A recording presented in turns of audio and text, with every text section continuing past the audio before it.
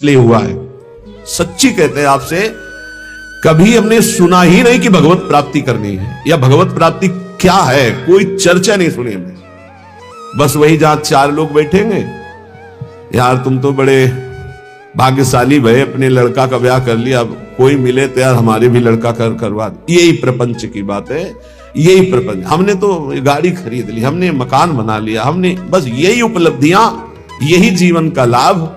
कोई भजन, कोई भगवत प्राप्ति या कोई आवागमन से मुक्ति की बात कहीं आपको नहीं मिलेगी। अगर मिलेगी तो भगवत प्रेमी महात्माओं के संग से मिलेगी। ये हमने देखा है, खूब अच्छे से देखा है। सर्दी का समय है, आग जला ली, 10 लोग बैठ गए, 4 घंटे वही प्रपंच, एक बार राम कृष्ण हरि, एक बार किसी के हृदय में भजन की कोई वृत्ति ही नहीं। गृहस्थी में हमने देखा। ये तो बड़े अहोभाग्य हैं जो अपने घर परिवार के सब कार्यों को सुव्यवस्थित करते हुए भगवत आराधना, भगवत प्रार्थना, भगवत सेवा, भगवान नाम जप, अरे हम इनको बहुत धन्यवाद देते हैं। दिन भर रिक्शा चलाते हैं, वृंदावन वास करते हैं, श्री जी की सेवा पधराए हुए हैं। कैसे बताएं कितने सौभाग्य इनके हैं। मरा जा रहा है प्राणी, केवल रुपया पैसा भोग सामग्रियों, मर गया फिर न जाने कितनी नीच योनियों में जन्म होता है। ये गृह कारज नाना जंजाला, तेति दुर्गम सैल विशाला। बहुत बड़ा पहाड़ है गृहस्थी का, जिसको पार करके भजन करना। गृहस्थी अगर थोड़ा भजन करके धर्म से चले तो उतने से ही भगवान प्रसन्न हो जाएंगे, क्योंकि बहुत कार्य उसके पास है। आप उन समस्याओं को नहीं समझ सकते हैं जो विरक्त भाव में है, क्योंकि अपने लोगों ने देखा ही नहीं उस विषय को, बचपन से निकल पड़े। लेकिन थोड़ा अनुमान लगा सकते हैं। जब हम पढ़ते हैं तो जब हमारी पढ़ाई की फीस, हमारे कपड़े, हमारे परिवार के लिए सब आवश्यक सामग्रियां, और वो एक आदमी कमाने वाला, वो भी एक किसान, उसके चेहरे की हालत देखो जब उससे कहा जाता है कि हमारी फीस महीने की दीजिए। हाँ देखो देंगे। एक किसान आदमी अगर 4 टमाटर खरीदने जाएगा तो गेहूं बेच के उसकी सिंचाई कितना कितना कितना। एक आदमी नौकरी करता है, उसको एक सीमित अर्थ मिलता है, उससे पूरे परिवार का। वो भजन, भगवत प्राप्ति, मोक्ष प्राप्ति, अरे भूल जाओ, कहीं कोई चर्चा नहीं। हमने देखा है, कोई चर्चा नहीं। प्रथम वर्ण में जन्म हुआ है तो भाई थोड़ा तो सुबह सुनो, जल्दी तैयार, ओम दे जल्दी तैयार करो, कोई मतलब नहीं है। तन मन धन सब तेरा, सब चिंतन उधर चलता है।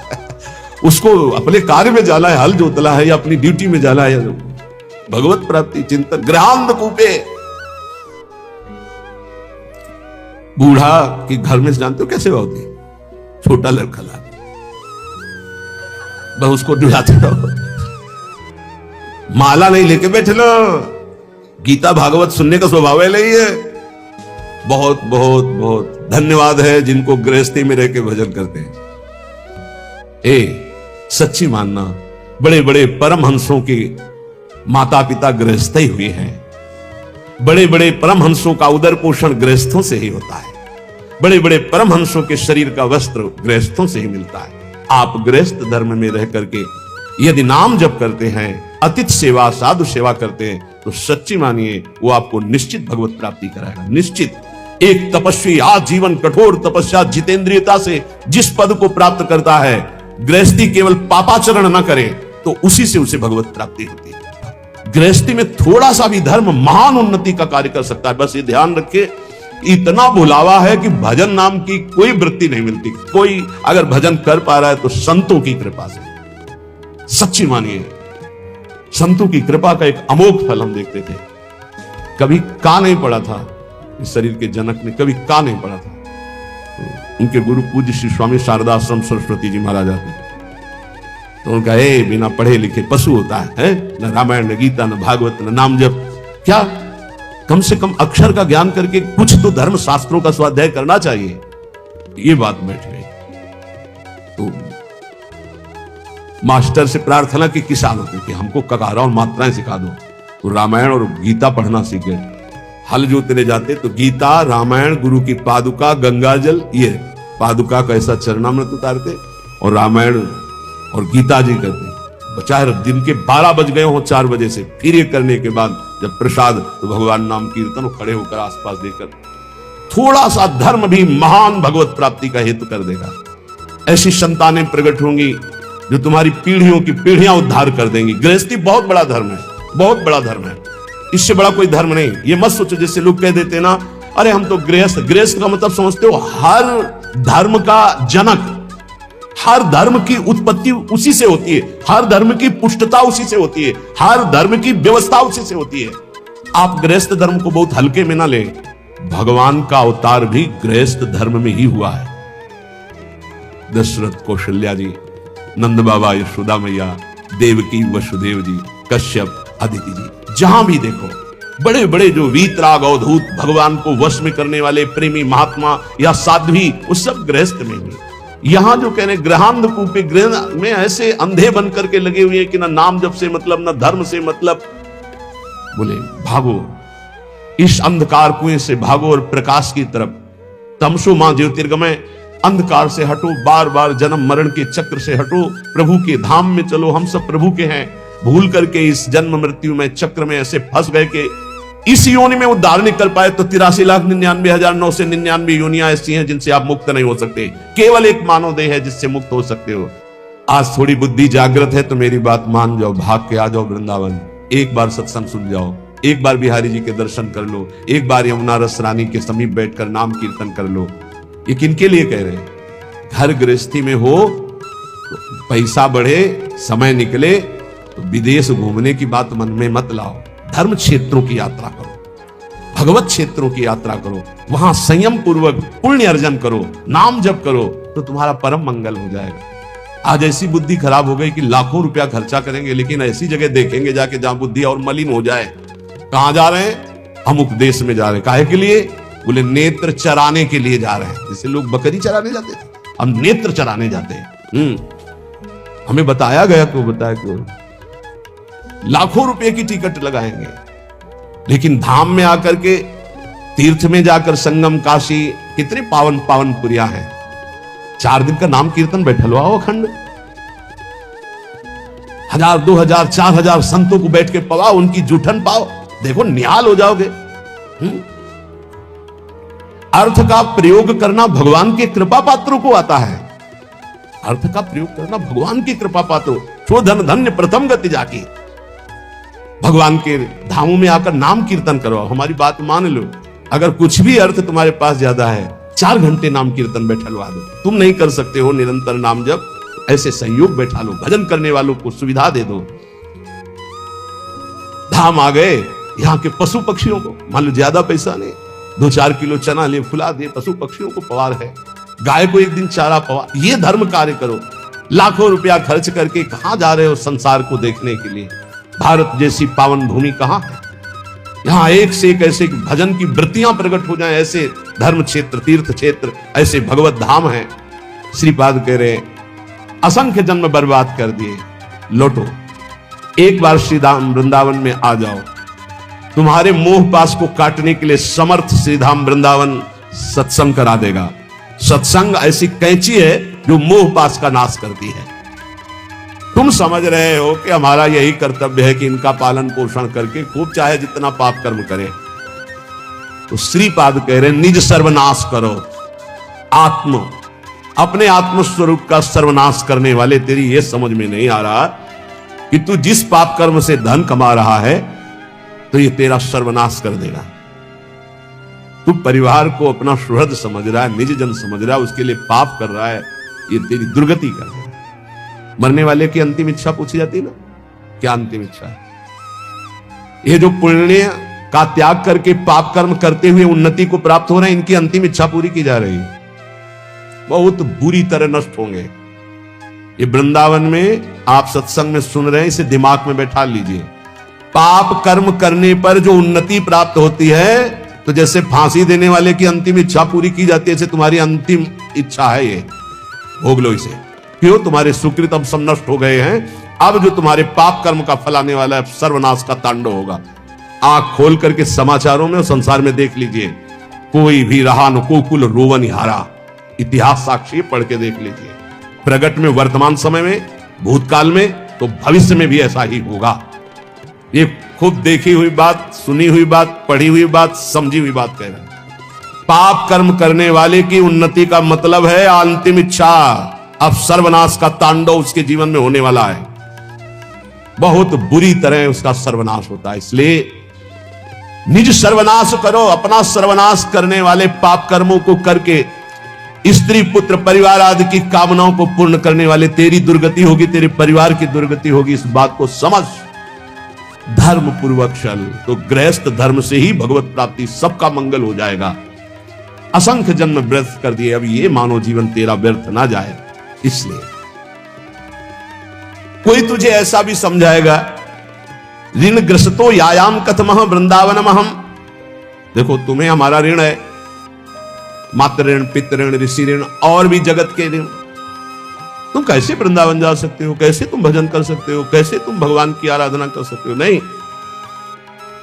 त्यजेयम वा वृद्धावगति पितरौ उदार शिशुकान, देखो तुम्हारे वृद्ध माता पिता हैं, इनको कैसे, देखो तुम्हारे छोटे पुत्र हैं, पत्नी है, इनकी मदगत प्राण, ये तुम पर प्राण न्यौछावर किए, तुम माला लेकर बैठने वाली बात सोचते हो?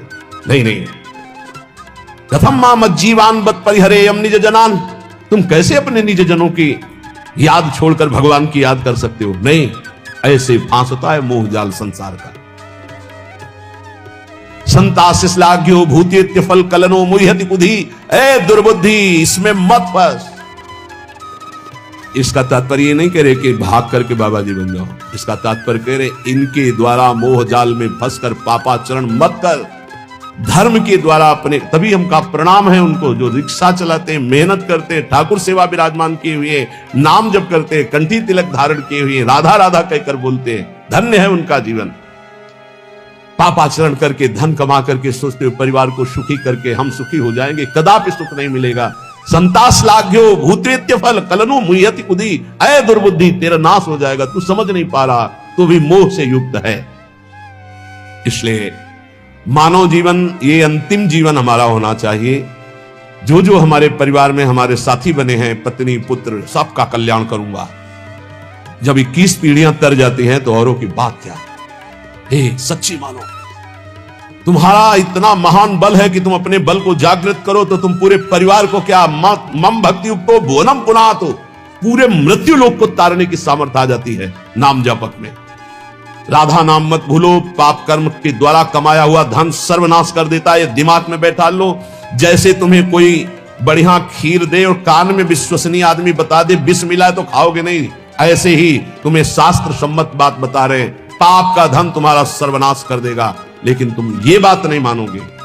वो बात तो मान जाओगे कि अगर कोई विश्वसनीय कह दे कि खीर में जहर है खाना मत, तो बिल्कुल नहीं खाओगे। और ये बड़े बड़े सिद्ध महापुरुष संत जन कह रहे हैं कि पाप का कमाया हुआ धन महान विष तुम्हारे पुत्र, तुम्हारी संतति, तुम्हारे परिवार का सर्वनाश कर देगा, बिल्कुल नहीं मानो। अतरे दिन घटना सुनते हो, बढ़िया गाड़ी में बैठे जा रहे हैं, पूरे बोले 7 लोग जल गए, 6 लोग जल, आप क्यों नहीं समझ रहे? वो जला जला के पाप कर्म के द्वारा किया हुआ जो अर्थ है, उसी गाड़ी में तुम बैठे, वही तुम्हें जलाएगा।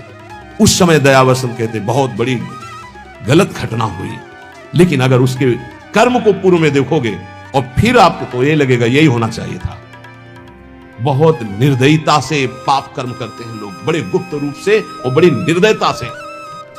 फिर जब वो अपना रंग लाता है, तब वो चौड़े पे प्रकाश में जब दिखाई देता है, तो दयालु हृदय ऐसा सोचते हैं कि भगवान बड़ा कठोर है, ऐसा नहीं होना चाहिए। लेकिन आपसे सच्ची कहता हूं, उसके निर्णय में पाई भर चूक नहीं है, जितना होता है बिल्कुल करेक्ट होता है।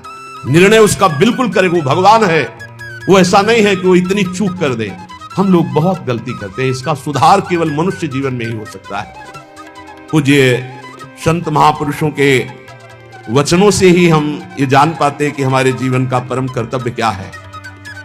जो उपासक या भक्त भगवान की प्राप्ति के मार्ग में चला है, उसमें ये 5 बातें जब तक ना आवे तब तक कभी किसी को उपदेश ना दे और शिष्य ना बनावे। ये बहुत बड़े सिद्ध महापुरुष हैं, वो बोल रहे हैं। महात्माओं का हृदय माता की तरह दुलार करता है पूरे विश्व को। श्री सीताराम ओमकारनाथ जी महाराज जी ने कहा कि उपदेश देने जैसा खतरनाक खेल और कोई नहीं परमार्थ से भ्रष्ट होने के लिए। परमार्थ से भ्रष्ट होने के लिए उपदेश देने जैसा कोई खतरनाक खेल नहीं है। बहुत बड़े महापुरुष है, क्योंकि उसमें देहाभिमान पुनः जागृत हो जाता है और काम आदि दोषों की बाहुल्यता, भोगों की बाहुल्यता, सम्मान प्रतिष्ठा की बाहुल्यता, और वो नष्ट होने में देर नहीं लगती। ये 5 बातें जब तक हृदय में ना जाए तब तक किसी को शिष्य न बनाए और उपदेश न दे, नहीं तो भ्रष्ट हो जाएगा पक्का। पहला, जब तक अंतःकरण पूर्ण रूप से शुद्ध ना हो जाए, अंतःकरण कहते हैं बुद्धि, मन, चित्त, अहंकार, 4 करणों को अंतःकरण कहते हैं। अंतःकरण शुद्ध कब माना जाता है? जब बुद्धि के निश्चय में एकमात्र परमात्मा है, मन में संकल्प विकल्प खत्म, केवल मन सावै मनः कृष्ण पदारविंदयो, चित्त मुरारी पादार्पित चित्तवृत्ति, अहंकार दासत्व में एक भी विकार जिसके अंतःकरण में उदय नहीं होता, वो शुद्ध अंतःकरण वाला महापुरुष प्रथम उपदेश का पहला अधिकारी। अंतःकरण में किसी भी तरह का कोई भी विकार ना होना, पूर्ण अंतःकरण का शुद्ध होना।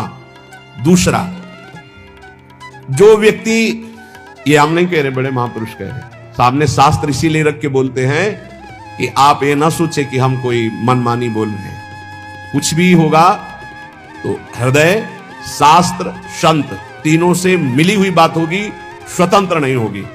कोई भी ऐसी बात यहां से अनुभव युक्त भी निकलेगी तो आप पढ़ लेना, कहीं ना कहीं लिखा होगा। ऐसा नहीं हो सकता कि वो हमारे मनमानी बात हो, क्योंकि हमारा मन बचपन से लेकर अभी तक जिसका स्वाध्याय करता रहा, जिनकी जूठन खाता रहा, जिनके चरणों के आश्रित रहा, वही मन में बैठ के बोलते हैं और कोई नहीं। पहला है उपदेश का अधिकारी कौन? जिसमें ये 5 बातें हो। पहली बात, अंतःकरण शुद्ध, बुद्धि, मन, चित्त, अहंकार, भगवदाकार, एक भी विकार जिसके हृदय में नहीं है। दूसरा, जो व्यक्ति स्वार्थ के लिए उपदेश सीखता है,